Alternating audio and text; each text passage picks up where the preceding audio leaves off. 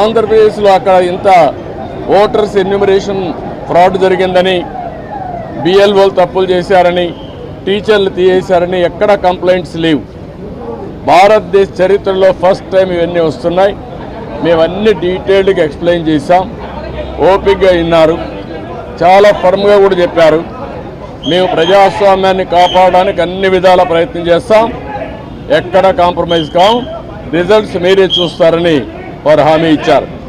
వారు ఇచ్చిన హామీతో నేను ఒకటే అనుకుంటున్నాను, ఎలక్షన్ కమిషన్ అవసరమైతే సెంట్రల్ పోలీస్ అబ్జర్వర్స్ని పంపించాలి, సెపరేట్ సెల్ పెట్టాలి. అవన్నీ పెట్టి ఎక్కడికక్కడ మానిటర్ చేసి ఎలాంటి అవకతవకలు జరగకుండా ఇప్పుడు ఫైనల్ లిస్ట్ వచ్చే కొందికి వినపడలేదా?